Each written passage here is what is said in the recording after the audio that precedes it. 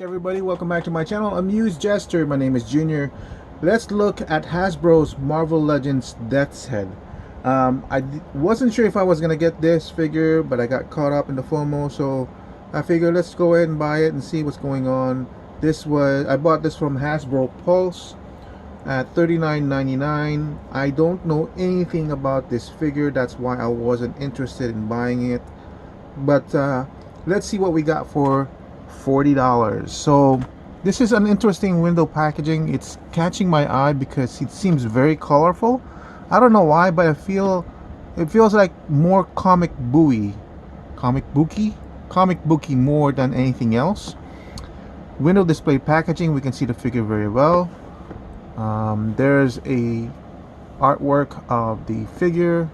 Like I said, I don't know anything about this figure, so it's kind of nice to see this. It's very reminiscent of the Transformer-like packaging, or where it has the power specs and everything.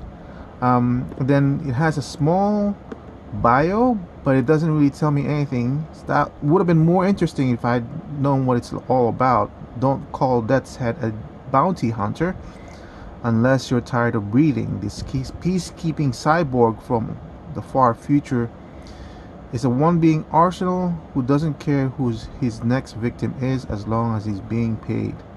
It's kind of like what a bounty hunter is, right? Or an assassin. Some specs: 6'6", 420 pounds. This might be his first appearance, so that's kind of cool to know. This power specs thing, what's going on? Because like, I don't know what this is. Is this intelligence, power, endurance, dexterity? Has nothing to say what it's all about, so I don't know what's going on in that one. And then, just as I thought that would be it, there's a small blurb. Did you know Death's Head actually owns a pet, a vulture? It's nice that they have multilingual thing to appease to their international customers, but I just wish there was more information. And this was all information about him, but it's not. It's just basically one paragraph. Yeah, I guess it's good enough because we're seeing everything that we need to see here in the window packaging. But there's like on both sides, it's the same artwork. So maybe they could have utilized this one part here, not to pose not to pose the figure, but just to have the small figure here. Maybe a small print of the accessories here, and then maybe a small set of instructions. I don't know, for future stuff. But yeah, I do like this new packaging. So let me go ahead and open it up and see what's going on.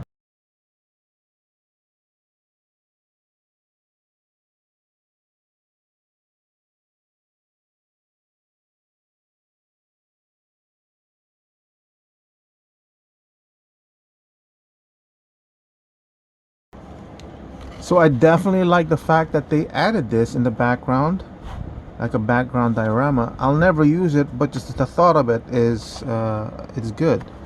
I don't know what this is for. It seems like it's something that you can pop out and do something with. I'm not sure.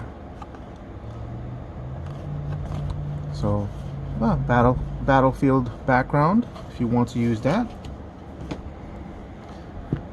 I'm getting more and more used to this gummy plastic on the weapons, especially with spiky things like this, so that's kind of cool, so you won't hurt yourself. At the same time, it won't be prone to breaking. Just basic plastic, there's no paint or anything. Some interesting texture going on, as you can see on the handle over here.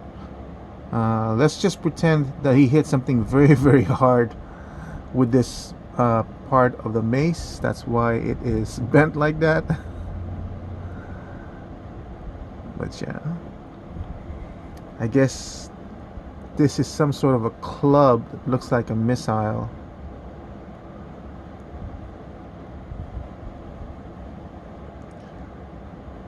And an interesting looking axe. There's enough texture in there, so I guess if you want to wash it, silver brush it, it's possible, right? I feel like this is more of a buckler than a shield. However, should be noted that since they did put in an effort by putting in a yellow paint on there. That's really good. I'll give them props for that, because that could have been just as easily be a non-painted silver buckler. An interesting. Oh, look at that. Is this I suppose this is supposed to go like this, right? No, because it almost seems like it should.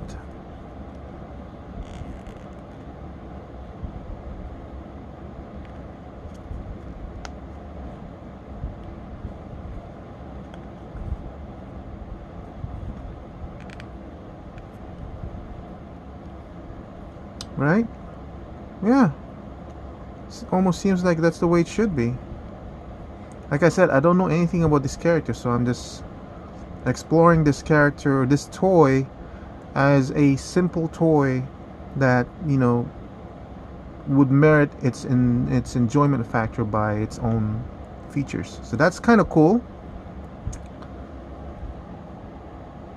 And then here's the hand. Again, basic plain plastic, but there is some sort of shiny glittery paint application in there, so I can't really say, I shouldn't really say it's just bare plastic. I don't think so. Yeah, and then you have the yellow paint on the spike, so that's pretty cool.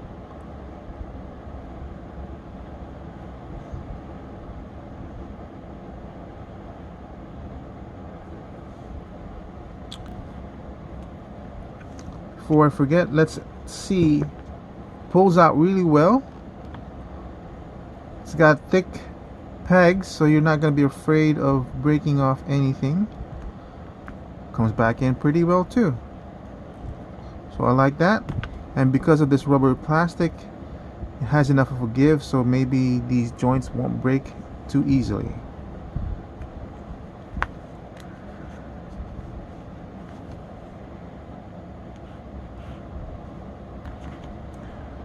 I also want to add that you can attach the buckler to the side over there. That actually looks pretty good. Yeah, and it's like it's kind of tight in there, so it's not like it's gonna fall off. I'm kind of disappointed with how this stubby thing is. Oh wait, so I don't understand how this thing is supposed to. I guess that's how it's supposed to look. So the gripping point is that small one, and I don't understand why this thing is so short. I suppose you can also hold the shield like so.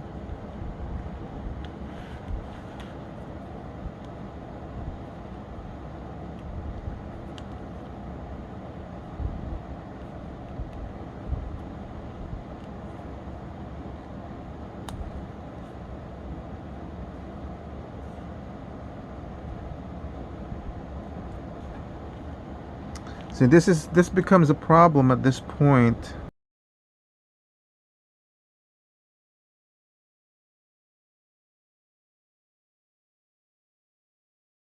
I'm not sure if this is very well designed. You can't really hold it. This is for the back, so I don't think it's meant to be held like this. It's not. It's loose. But it's the same. This is loose like that, but this one's a little bit tighter because the hand is basically being backed into the buckler, the back of the buckler over there. I can't put this here because I need space for it.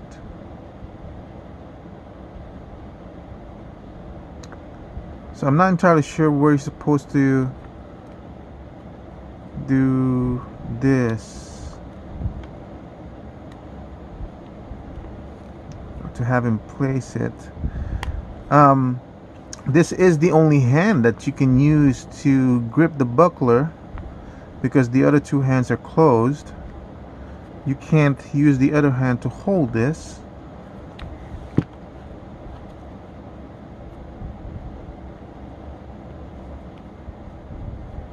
And you can't put either of these into the middle slot, so it's got to be designed like that. and this can only be held using the grip of this one, which basically means you can't use that to hold it. I suppose you can have the figure hold it like that, so that's kind of good enough, or maybe hold it like this, which is kind of awkward. Almost seems like it's supposed to be meant to be like that.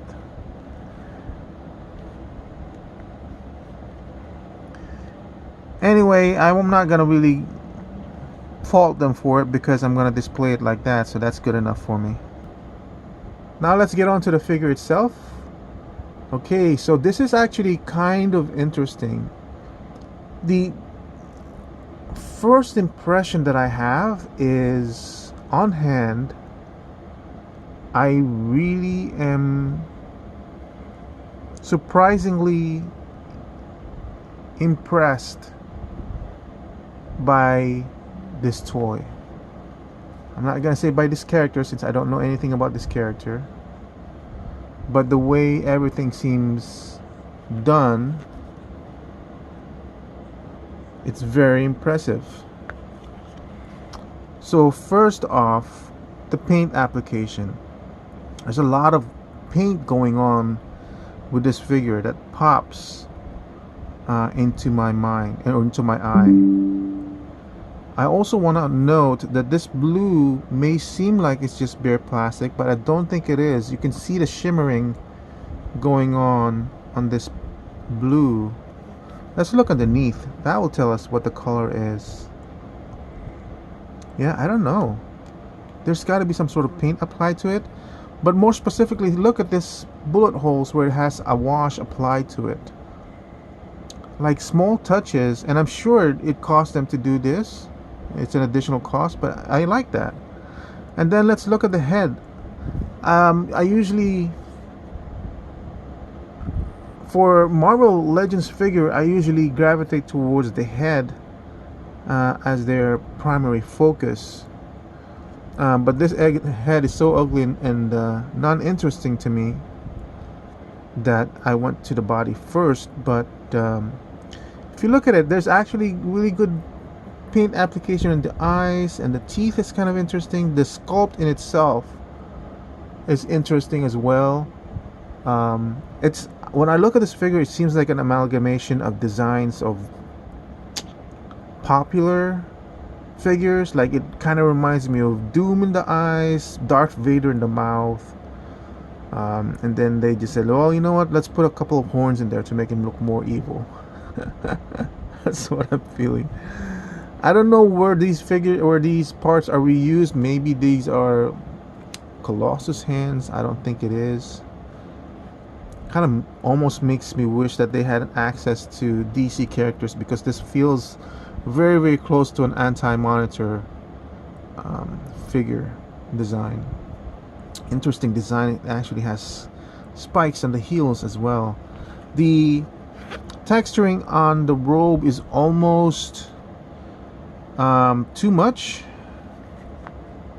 It almost has a McFarlane feel to it because it's heavily textured.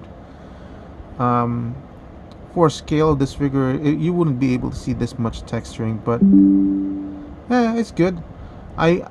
It's good. It's also nice design on the flow of this cape. Some tattering going on in the bottom, so that's also nice.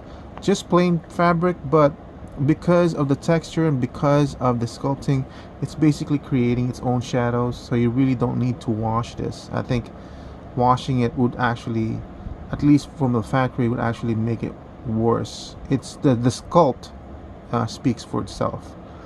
I'm also glad they didn't go way overboard with the sculpting of the cape, which is what is one of the faults for McFarlane figures. They usually have it blowing or something that's super invasive on other characters' space. So I kind of like the fact that they're maintaining it within the character in itself.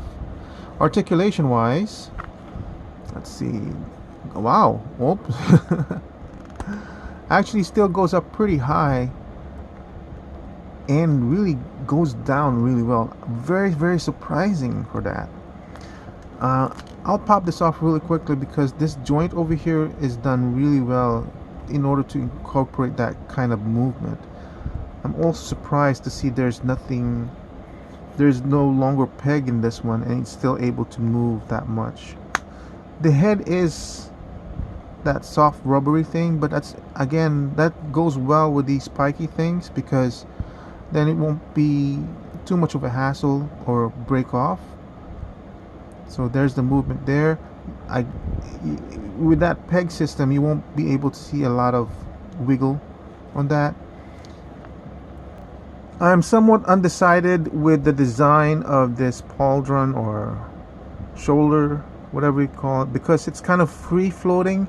It's basically attached to the back, and then as you can see, as you peel it, it's free floating on the top. There's no connection. I suppose it's good enough. I'm just afraid that if you bent it out of shape, that it won't. It's not gonna lay as close to the chest. But I suppose if you really want to make it, you can kind of heat it up or so. But so I guess that's good. For the shoulders, there's no butterfly joints. Simple joints on the hands, twist, single elbow. Does have the holes for the screw holes. Hands, very expressive hand on this one. I really like that. Coloring is good. Waist twist, articulation. Wow, that bends incredible. That's why I like this more. I know it breaks the sculpt, but man, does it offer a whole lot more of a range when you're moving a figure back and forth like that. Soft rubber on these, I'm fine with that. That allows you to kick it up really well, unhindered by the belt. That's because it's also free floating, so that's kind of nice.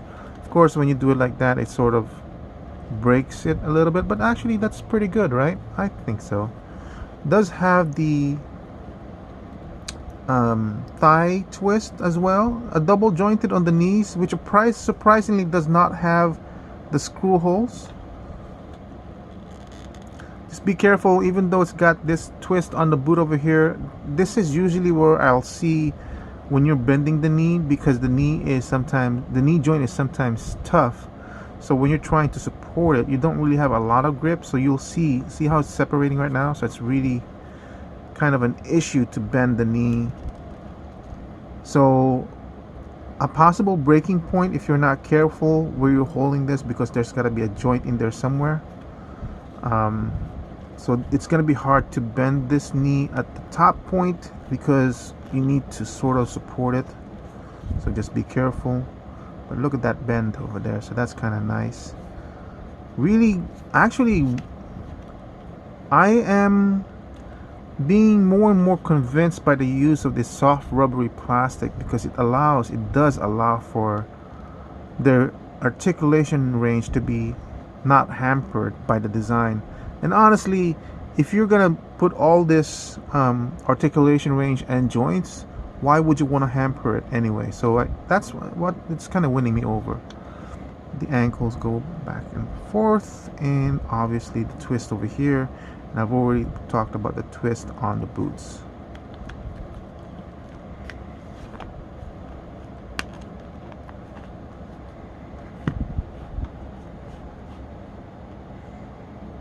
For comparison, here he is with a regular Marvel Legends. Fantastic Four. A slightly oversized Mr. Thing.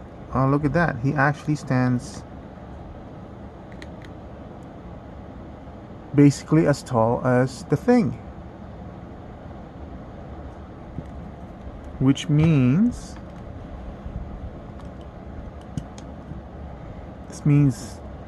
the Hulk still towers over him.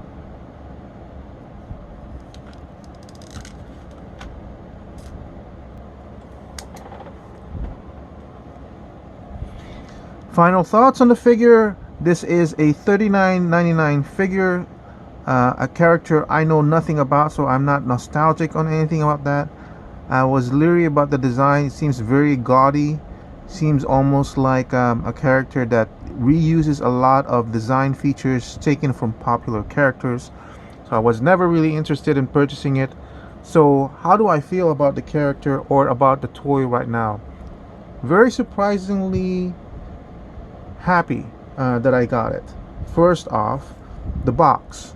I've never been a big keeper of boxes, but that box does catch the eye. Very colorful, very comic booky. Interesting feature adaptation in the back where it shows the bio or whatever BIOS power specs there are, a little bit of knowledge on what the character is. So I was surprised by that, even though I'm going to throw the box away. And a pleasant surprise is this background diorama. We've never seen that on Marvel. We've seen it on NECA, which I've always applauded them for. So I applaud the addition of that, even though I'll probably never going to use it.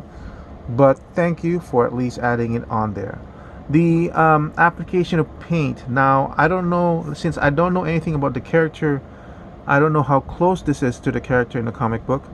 I do somewhat remember seeing that Death's Head is a very colorful character in the comic books. That's one of the things that pop into my mind when I think of Death's Head. And this figure certainly is very colorful. I would say I like it because it does use the primary colors, also colors that I associate with Superman character, which I love. So the blue, the red, and the yellow, that all appeals to me. I think it's a very well done character, a very well done toy.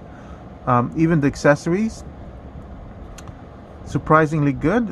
Some surprises that I didn't anticipate. The hands, covers the hands, swapping and everything. Articulation is really good. I feel the paint application on the character is well done as well, to the point of what a basic Marvel Legends is. I mean, compared to this one, you don't even see any kind of shading in the character in this one. This is an older toy, so you don't even see the more recent, much more better done paint application in the face. So for $40, I feel like this figure was worth it. I mean, it's taller than the usual Marvel Legends. It doesn't have a lot of accessories, but it does have some interesting surprises packed in with the character. There's no way they would have done this for $29.99. I feel that would have been, I mean, that would have been a great price for us, but that would be like a really low price considering Marvel Legends are now $24. So $24 compared to $40, that's an additional $15 or so. I'm really okay with that. Not a very high value compared to the price, but I feel like the value still is worth it for the price that we paid for, especially for a character I don't know anything about and have no feel for it, no background to make me say, ooh, I wanted this character a lot. For me to feel like, well, I don't feel like I regretted buying this piece. I feel like if I had not bought it, knowing what I know now, having played with it, that I would have regretted not buying it. So definitely a good representation of the character. So I feel like if you know this character and you've wanted this character, I don't think you're going to be disappointed by it. But for casual collectors of Marvel Legends, for casual fans of this character, I think you're going to be very, very pleased with what you're getting with this figure for $40. Yeah, definitely a good product. Thank you for watching. I hope to see you guys again soon, and I'll talk to you later. Goodbye.